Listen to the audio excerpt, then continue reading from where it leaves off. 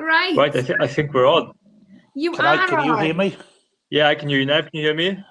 Yeah, fine, thank you. Oh, fantastic! It works. Perfect. I'm going to leave you both now. I can't hear Karis though. It's okay. I'm going to go anyway. Are you going to go? Okay, bye. Bye. Right. Well, amazing. Firstly, one honour to meet you, Nev. I'm sure everyone of a certain age will have very, very fond memories of watching you growing up. I don't know how much you know about Welsh football fans for independence, but I'm sure we'll get into that in a little bit. So yeah, just as a quick starter, how have you been? How's your COVID gone? It's been okay, to be fair. I've had nearly a year off work, so I can't complain about that, really, can I? I had my jab, what was it, on the 10th or something like that. Yeah, I did not so long back, about 2 weeks ago. Yeah. It was fine, no problem whatsoever. Yeah, great. Okay, so I think the plan for this is basically the football fans, the Indy Wales football fans are going to ask you a couple of questions, kind of football related, as you can imagine, and then we're going to try and open it up to all the people that are with us now. Okay. So I've got the more boring, bland ones to start, and then we're going to get into more sort of football. But I had the benefit of hearing you talk at the march in Merthyr, right, and I thought it was fantastic, everything you had to say. So, just for the benefit of those that didn't hear you that day, what's attracted you to the independence movement, and is there any sort of moment that you can pinpoint? No, I think it's come from a lot of thinking. Look, I think I'm a Labour man through and through. I always will be a Labour man. But independence is coming, and I think everybody knows it's coming. It's just a question of when, whether it'll be in my lifetime or not. Because what you're seeing at the moment, and what you've seen for the past few years, is a Tory government really that is starving Wales of cash, and it's starving Scotland, and it's starving Ireland. So it looks like that everybody's pulling their belt in, and we need to stand on our own 2 feet. And we, hopefully one day we'll be able to stand on our own 2 feet. And when I look at it, we've got between now and when, independence does come, to learn how to stand on our feet. Because I don't think there will be a British, kingdom anymore. I think it will be eventually separate countries.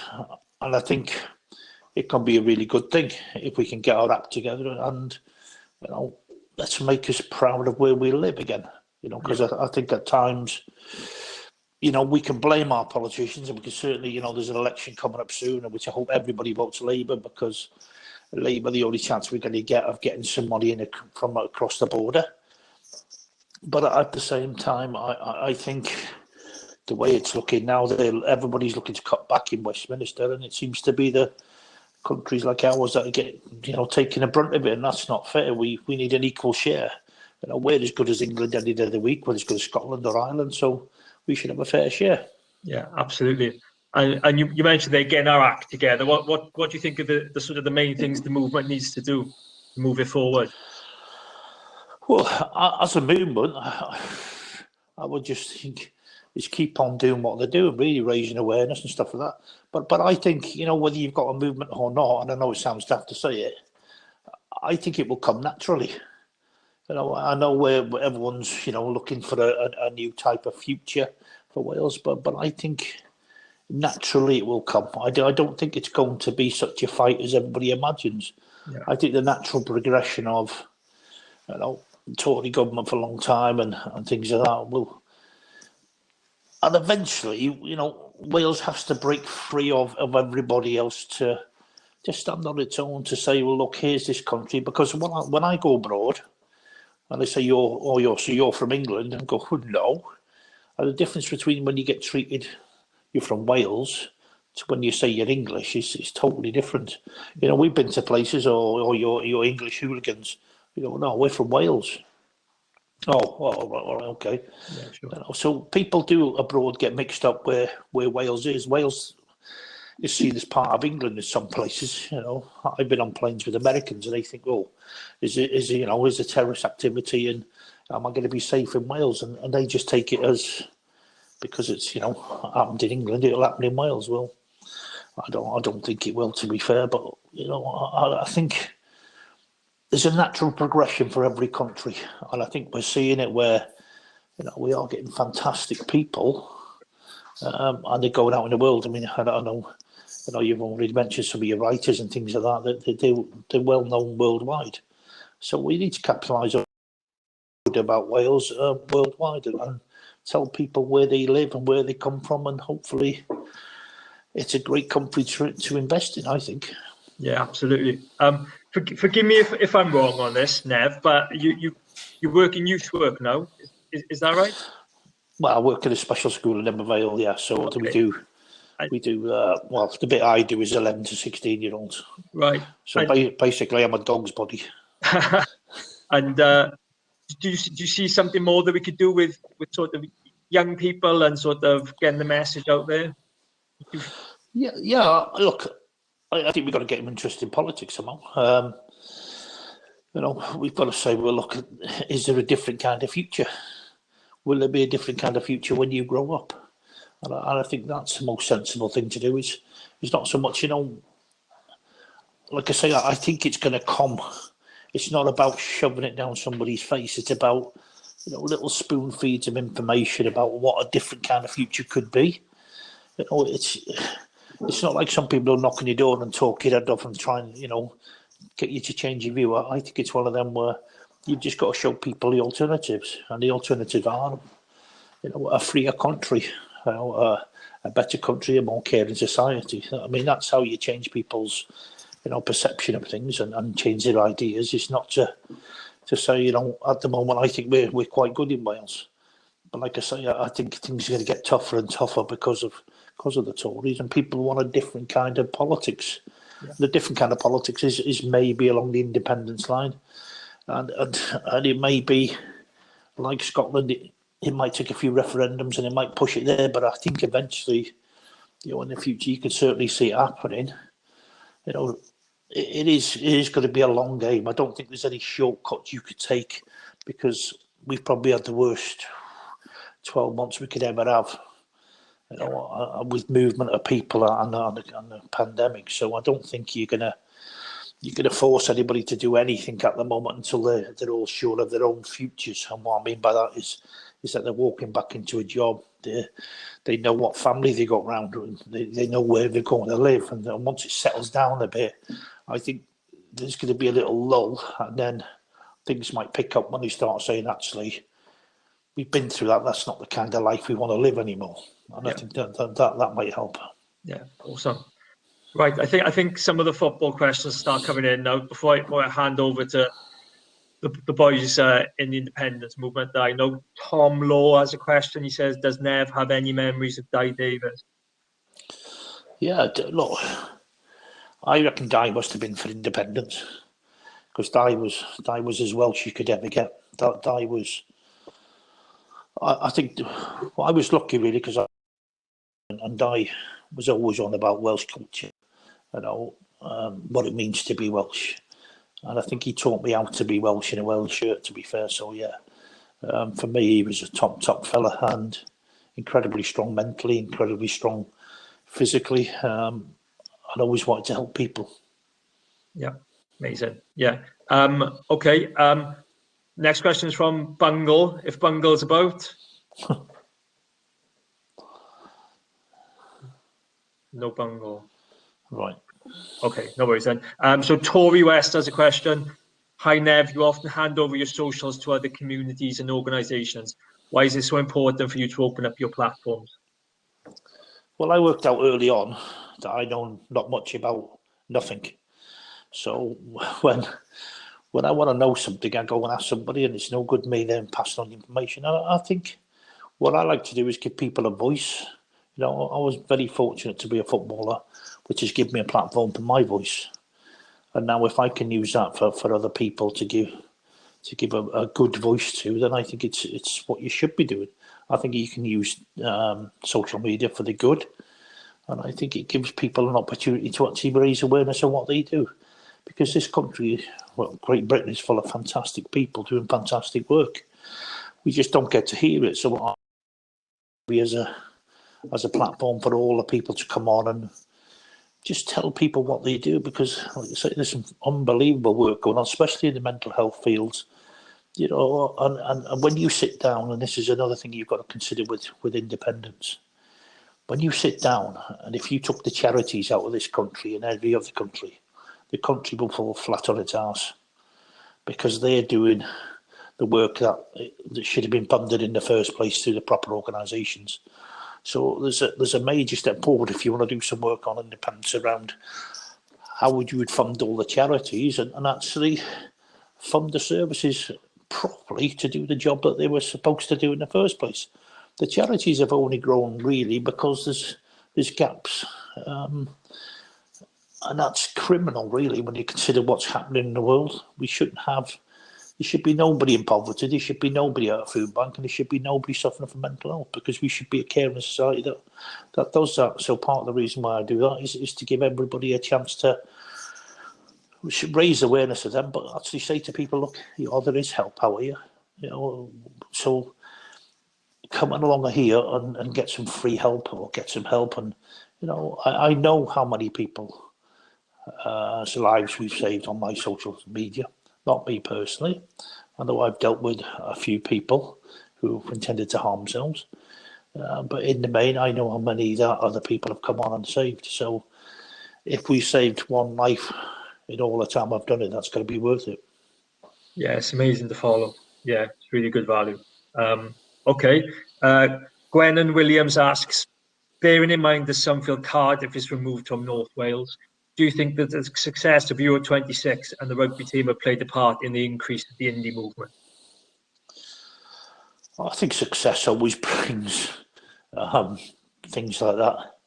I don't, when you have success, I think there's a more feel-good factor around the country, and then everybody starts thinking about the positives and how things can be improved. I think if you get beat all the time, people think of the negative things, and then they sort of go into themselves. And I think, it's very difficult sometimes to think straight when everything's negative. When you get positive results and the country's lifted by the sport, then obviously people think it's a better place to live. It's a great way of, you get up in the morning with a bit more of a bounce. So they motivate the country. And if you motivate the country, then people do think differently. And I think it's only good that people can think like that. Awesome. Josh Whitten asks, what was it like choosing to play for your country, both personally to you, and what were the managers and clubs like back then? Do you think things are very different now? Well, yeah, because if something's not perfect now, they don't want to play. I know it's a perfect world now, and that brings its own problems. I think we were more resilient because we played on worse pitches. It was 10 times more physical.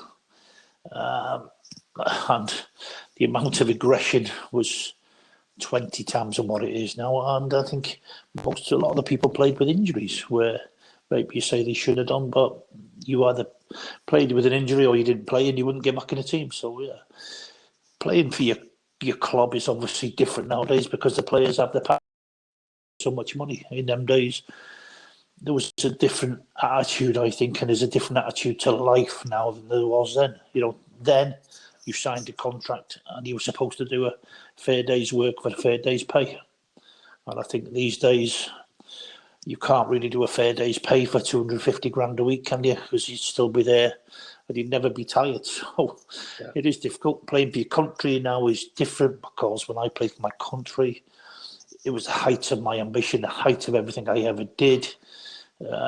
These days, playing for your country is second to the Champions League, which I find incredible because the Champions League's really nobody cares about the Champions League until you get to the last sort of 8 teams. So you may as well have forgot all the other teams in the first place. So yeah, it's a different game now where I suppose money has ruined it. Money's ruined it not because the players don't deserve the money or anything like that, because I don't go down that road, but the resilience and the gap between the normal person on the terrace and the player has grown vastly, and that's not a good thing for football. Well, it's not a good thing for any sport, to be fair. Yeah. Kind of along the same lines, Tom Tremaine asks, what kind of effect do you think independence would have on the Welsh teams playing in the English leagues? Should they continue in the English Football League or transfer to the WPL? No club's going to come back into Wales. The money's not there. They'd never be able to sustain it. So you can see, that they have to stay in that league, but also the pinnacle of theirs is to try and get into the Premier League, because eventually, and I think we all know it's going to come, maybe not in my lifetime, but it'll certainly come. They've made noises already. There will be a European Super League, and I'm probably, in another 20, 30 years, there probably will be some sort of world competition of clubs. And I know the FA are desperate for India and China and America to get decent teams so they can, pull the wares out of that. You've got to understand that the money is all at the moment, and you can think of an American football teams that come over to play at Wembley. Now, if you think how vast the country America is, then why do they need to go outside their own shores to boost the popularity of their game? So that's only what football are doing over here. So you can imagine there's going to be some sort of more teams from America coming over here, and the teams have tried to get out to America to grow football. So the one thing I would say is that we have to award the World Cup to teams or to countries that actually have a good human rights, a good LGBTQ plus standard, a good grassroots standard. It's no good going in there and building a stadium and then just leaving after the World Cup and not caring what happens after that stadium. So I think we need to make sure that if you're going to go to a country, it can't be racist, it can't be sexist, it can't be homophobic, and it's got to have a good morals. And I think if we do that, that'll be a step forward in its own. Yeah, amazing, absolutely. Leon West asks, Nev, if Cardiff or Swansea were top flight at the height of your career, would you have played for them? And dare I ask, which one? Well, that wouldn't have happened, to be fair, because I'd never left Everton. So I suppose the only answer you can give with that really is that I suppose Swansea don't play in blue, but if they both played in blue, I'd probably play a weekend each. Very good. So look, I ever thought about going into politics, Nev? That was a good answer. Ever thought about going into politics? I have to say I don't get all the tribal stuff, because I think sport is there because you love your club, and there's no reason why you can't admire other clubs and admire the talent of other people. It doesn't matter where you're from. Look, I played in Liverpool and Everton, and they both came to ground, and the fans didn't get on for 90 minutes, but they didn't cause any problems. So I don't see why it should be so tribal. And look, if we're going to be United Wales and you want independence, you can't always fight everybody, can you? So let's look at the sport and go, right, look, I admired the Liverpool team. I admired their players. I admired the way they run the club because of the bloody good club. Not because it was our neighbours and we shouldn't do that, because that's just mad. Because when you look down the road at Liverpool, there was lots we could learn. And they were a motivation for us to get better and better and better. And once we knew we could beat them and overtake them, that was, if we finished above Liverpool normally, that means we won something. So you can use your rivals in a really positive way. It doesn't always have to be negative. And whether you like Swansea or like Cardiff, I feel sorry for. I feel sorry for Newport, because nobody bothers asking about them, do they? And the fellow's done a remarkable job at Newport. And, you look at Cardiff, 2 new owners, they're on the up. So I think Welsh football's in a really good state at the moment. Awesome. Andrew Stevens asks, what pay settlement do NHS staff deserve? 1% question. Well, there's 2 ways of looking at this. I think everybody in the NHS deserves a rise. Because if you look at it logically, if you've got a rubbish cleaner, there's going to be no operations. So you've got to look at the most poorly paid people, and that is the cleaners. So let's make sure that everybody gets a pay rise in the NHS. Never mind nurses. Let's go for the cleaners right up to the top, because no football team, you 1 week link and you've had it. With the cleaning and stuff like that, you can't have a hospital without being clean. So I think if we paid nurses what they were worth, they'd be on Premier League money. Yeah. So that's just the way it is. You know, I work for, well, I do some work for Unison. I'm a Unison brand. So if I'm honest, 10% would be about right for nurses. And I don't think anything less than 10%, you know. It's just I'm glad the Welsh government have given all 500 quid each. You know, and that's a good start, but I do think they deserve a lot more. But as soon as we pay the nurses, we should be paying the cleaners, we should be paying all the other people that have stayed in the place. You know, let's not look at it in isolation as nurses. Let's look, say, NHS, and like, what do they deserve? They deserve this, because they do. And then you look at all the drivers that drive people to hospital when, you know, when people were having treatment. But no one talks about them. You know, the care people who've gone out into the care homes and to visit people who are carers. You know, they deserve more. And the money they're on is absolutely disgusting at times. So we need to have a fair shout and a fair wage for everybody, and that's what I mean. That's, if independence gives you that, that would be a good thing, wouldn't it? Yeah, absolutely. Josh Parry asks, would Nev have liked to have played in a Great Britain team at the Olympics? No, because I'm Welsh and I'm not. So I like to play for my country, but I want to play for. I played in a couple of league versus the Italian league and stuff, and it's just a Mickey Mouse thing, to be fair. So no, okay, it's a waste of time. I think Great Britain is. I like to see us going to the Olympics as Welsh people, not as Great British, because I think when you represent somebody at that sort of level of competition, you're doing it because you're the best in your country. Yeah, awesome. Ellen Kane asks, hi Nev, just wondering what you feel is the biggest change Wales can make as we come out of COVID? Biggest change we can make? Well, I think we've got to change the way we do things. We've got to look. I'm sick of going to meetings with people in the council and stuff like that, and you know, you see them and they all sit round eating sausage rolls and quiches because they've always done it. I think coming out of COVID, you've got to look outside the box. You can't just do the same things because it's a different world. So yeah, let's look at doing different things. Let's look at eradicating poverty. Let's look at, you know, actually doing something to bring some money into Wales. You know, when I work and I drive into the valleys every day, there's so much potential there. We don't seem to see the potential in the valleys. You know, it's relatively cheap land. It's fantastic scenery. There's people who need jobs. So why aren't we actually going out into the world and trying to find that?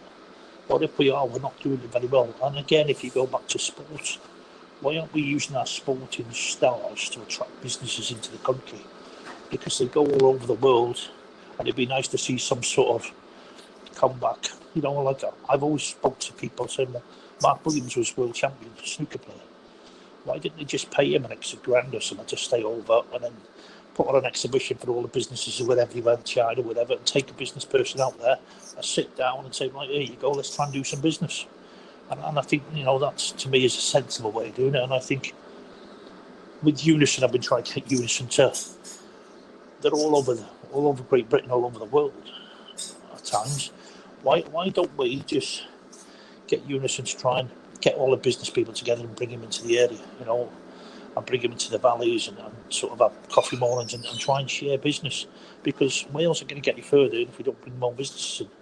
But like I say, we undervalue our country and we undervalue the people in our country. So maybe the first thing we should do is actually realise how good the people we've got and how good a country we've got.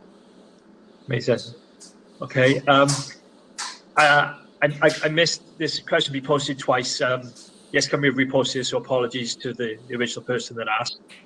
Will you be supporting Laura McAllister's bid for joining FIFA, a Welsh woman at the top of football decision making?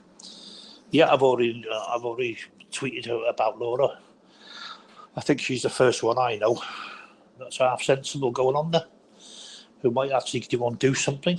Most of them are just You know, I wouldn't say it was a corrupt organisation, but I would say they have an easy life. Or there's a nice big fat gravy train that keeps driving round somewhere. So I think Laura will make a difference. She's a sensible lady who can actually make a difference, especially to women's football as well, and all the other things that she believes in. And I think I'm really chuffed that she's gone for that, and I just really hope she gets it. Awesome. Yeah. Josh Whitten asks, what do you feel Gary Speed's impact on our national team as a player and a manager was? Well, we got to the Euros. Yeah. And we wouldn't have got to the Euros without Gary, because he brought in the Dutch guy. And what Wales have lacked for years and years and years is an arrogance. And what I mean by an arrogance is when you believe you're good and you believe you can beat everybody. Every time we played the Dutch, they marched around as if they owned the planet, as if they owned the place and they owned the game, and they knew they were good. So I think in bringing him in, he gave the lads a little bit of different, something that Welsh people are usually quite humble and, go, well, a small country, we can't do this, we can't do that, maybe, okay, we'll have a go. But he changed the perception that's going, actually, look, we're a damn good team. So we're going to go and beat you, and we're going to go and do it. And he gave them the belief and confidence. And that's what I'm saying about changing the attitude of Wales. It's all about saying, look, we are a good country. We have got fantastic people. So sharp, because we're coming over there and we're going to rule you. Yeah. Along those lines, Tori asks, are there any Welsh activists, musicians, public speakers, figures, etc., that inspire you? To be fair, I don't really have much. I only live in my bubble, really, so it's very difficult. I think Michael Sheen's great. I think there's some wonderful people, but not headline people. When I go around the valleys and I meet people, they're the proper ones. They're the proper heroes, because they're the ones that are keeping the country going. It's easy for myself and stuff like that to get a platform. But, take Marcus Rashford, for instance. Marcus Rashford done great. But there was a million people underneath him who've been fighting for years and years and years and years and years. And that's the difference a different kind of voice can make. You're not going to tell me that Martha from the Rhondda is going to get a phone call off Boris Johnson because she says he should have supplied food to the kids. No, it ain't going to happen. And that's a sad reality. So the thing is that if you've got someone like Marcus Rashford, that he can cut through all that red tape, but the real ones are the people that are doing day in, day out. And I think they're the ones that should be applauded. They're the ones that make the difference. And I can sit here and I can just talk absolute cack for ages. But the people who actually do the stuff, incredible people. And, it's nice that I'm sat here, but there's lots of people who do lots of great stuff that never get a mention, that never get seen. I think that's the real shame of it. And you're talking about the NHS. Name me one cleaner. Yeah. No, yeah, and that's the thing to me. And without that, hospitals wouldn't go. You might be able to name a nurse, but why don't we know these people? And that's the difference, I think, is between, a sportsman and a normal person who does a fantastic job, is that everybody knows a sports person, whether you're good, bad or indifferent. How many people, or how much awareness do you have of a great nurse? Maybe we've got our priorities wrong in that. Maybe we should be championing them more than what we're doing. Were you ever offered any honours or anything like that, Nev? Would you have accepted them if you were? You haven't got any MBs or Bs, have you? I've got an MB. Oh, you have got an MB, sorry. Yeah, so it's all right, because when I went in there, and again, it's a very strange situation where you have sort of 4 rooms and they all feed into the Queen. Yeah. So you've got people like, Gurkhas who've risked their lives and all sorts of wonderful people. And there was a nugget like me stood in the corner. And when I went through and she said, right, okay, what are you doing now, retired? And I thought, well, I'm still playing. And that was the end of that conversation, really. So it didn't take long and I was out the door. Yeah. And then he tried to charge me 99 quid for the video. Which I found great that she actually needs 99 quid. Amazing. Question from Gwennon. Nev, question from my son Yolo, who's 14. Who's the best player you ever played against? I think it's a difficult one.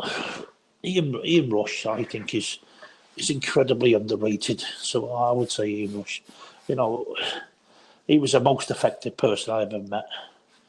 He was the horriblest, most ruthless person on the pitch to play against. He gave me more injuries than everybody else, and he's supposed to be a mate.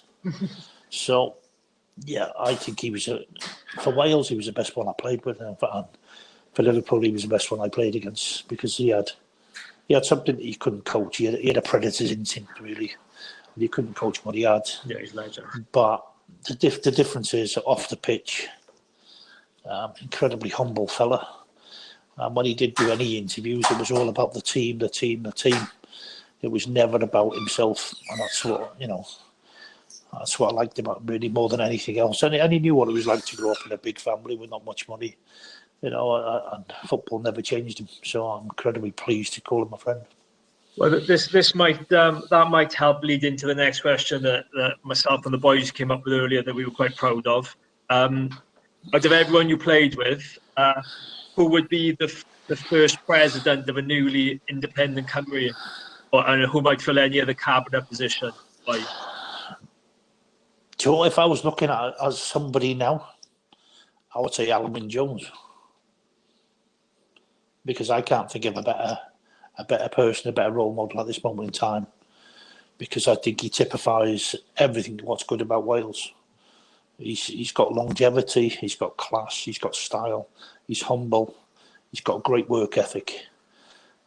So for me, he'd be the one that I would suggest above everybody else should be in anybody's government. Yeah, he's got the qualities, hasn't he? For sure. Yeah. There's a question. I'm sorry, I missed to ask it. Someone asked, how did we let Kevin Sheedy get through the net and not play for Wales? Well, I don't think it was a case of letting him get through the net, to be fair. I think at the time, I thought he chose Wales. He chose the Republic because there was somebody else at Liverpool in the Republic.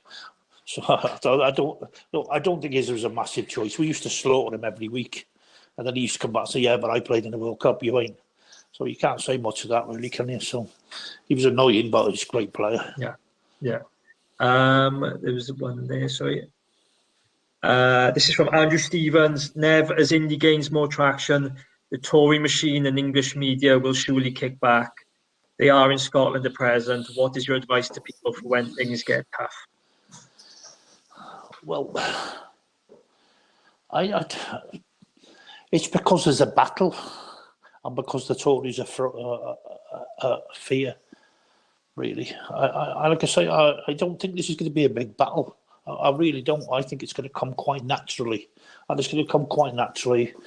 Look, at the moment, the way it is in Scotland, they've always got this, well, we're going to go independent, and they're going to go, no, we don't want you to.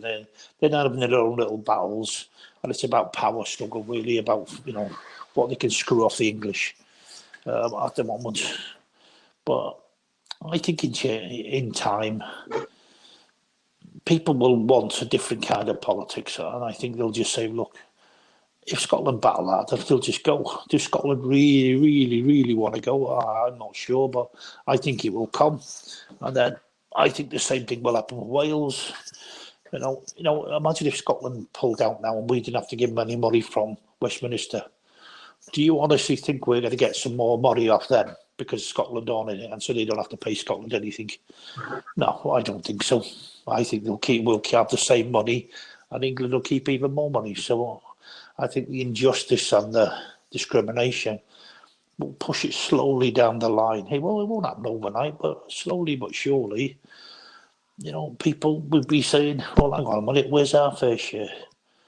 But I still come back to the same thing. We've got to be ready, and you've got to get a really healthy country. And to do that, at the moment, we need a Labour government to be firing on all cylinders, and we need the Tories kicked right out. So I think two things, really. We've got to get this country world fit, if you like, to compete in a world market, and lots of it does. But we need everyone to be on the same page and to be motivated to make Wales great. And I don't think we've got quite the cohesive thing at the moment where, well, we've still got the north-south. thing. We still got the middle versus the south and the north. So we've all got different things. So maybe independence will, I think, eventually pull everybody together. But I think it's going to be a natural process, and everyone's expecting it to be a big fight, and I'm not sure it's going to be a big fight. I just think eventually things will settle, and it'll just be a gradual change. Because let's be honest, the Tories don't want Wales. The Tories want to look after number one, and that's them. And I think you can see them keep getting in because they own the media. And whoever owns the media gets the right message out. So for Wales, we don't need to fight them. We just need to pull away slowly. But in doing so, making sure that, like I say, if this was a football, to make sure everybody's match fit, and when it kicks off, we're up and running. And at the moment, we're not ready for it. It'd be too much of a shock to the system, I think. So it will happen, but it might not happen as quick as you want. It might not happen as quick as I want, but I do believe that it will happen. Awesome. Yeah. Evan Powell, a comrade of mine, has messaged, "Evening, Nev. Before the pandemic, Welsh football fans for independence were due to play Matabele Land, and we're looking for a keeper. Do you fancy putting the gloves on for Indy FC?" The only gloves I put on now, mate, are just to wash up. I don't play anymore, mate. No. Do you fancy a cameo as a manager? Apparently, Bruce Grobbelaar coaches Matabele Land, so we could get the rivalry back. Well, maybe. It depends when it is, obviously, but okay, yeah. Awesome. But all you can do is ask. Yeah. When you know what it is. Well, we're mates now, aren't we? So. Well, all you got to do is ask. Good man. Cheers. Right. What else we got? Gareth McCann. Nev, who's the best striker you played against? I've just said it. Ian Rush. Yeah. And I played with Gary Lineker. I played the same team as Gary Lineker, and I don't think there's anyone ever to touch Rushy, in all fairness. Cool. I say this about Gary Lineker, though. Monday, we played on Saturday. Sunday, we had off. Monday, came in, he had a bath. Tuesday, he might have a light jog. Wednesday, we had a day off. Thursday, he might tune in for half an hour. Friday, he'd have a bath. And Saturday, he'd score a hat-trick. And that was his way of doing stuff. Do you know what I mean? So he weren't the world's best trainer because he developed his big toe before he went to Japan with us. So yeah, look, great player, but if you give me a choice of the two, I'd take Rushy all day long. Okay, cool. Bungle, who we tried to get on the line earlier, has asked, what's Nev's thoughts on the Wrexham takeover? Can only be good, because it gives the Welsh FA a problem now, doesn't it? Because they've always said they wouldn't play in Wrexham if the ground was substandard. Well, it is substandard at the moment. It's not fit for international football. So if they do the ground up, then we might see some international football back in North Wales, which would be great. But I know there's a problem where you can't put the under-21s down there, because I think there's a rule where you can only be so many hours away from the first team playing. But it would be nice to have the under-19s or the under-17s, play all their games at Wrexham. Yeah, awesome. Andy Woolley asks, Nev, Wales played Israel a few years ago. Would you support putting pressure on the FAW to play Palestine, who play their internationals in the Asian groups in the friendly in Wales and/or Palestine? Well, again, I've listened to people, because I'm the international officer for Unison. I've listened to the people who come from Palestine who actually talked at the conferences, and it's absolutely frightening what's going on in Palestine. Absolutely frightening. Would you be able to play friendly out there? I suppose if you've got enough body armour and you've got enough helmets on, because the Israelis wouldn't like it. Would the FA do it? I don't think they'd do it politically, and I don't think they'd do it financially, because there'd be nothing in it for them.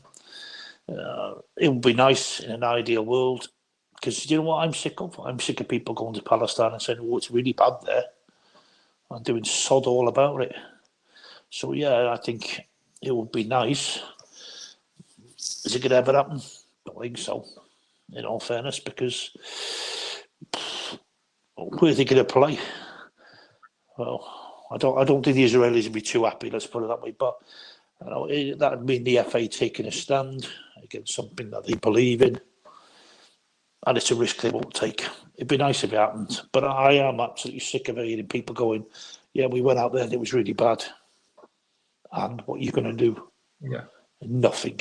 So we're all going to just talk. We know what's going on there. We know what happens to the kids and the women and what things are happening, but everyone turns a blind eye to it because that's what they do. Yeah.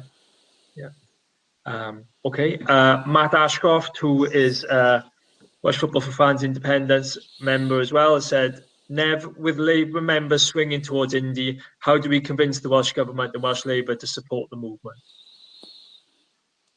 Well, again, I don't. It's going to be difficult where they stand. I think all the AMs, I have to say, hand on heart, all the AMs I've met have been decent people, and they're all trying to do the right thing for Wales. I think maybe if you could actually show them that they're going to be part of a new way of doing things, I think they'd be really chuffed.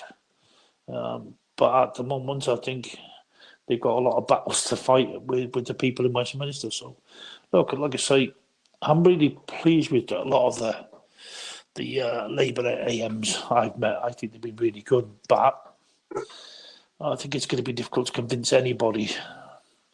But I think things might get so bad for Labour that the Tories will strangle the money, so Labour look absolutely dreadful in Wales, in the hope that they'll vote the Tories and a lot more money will come in to Wales because they're Tory.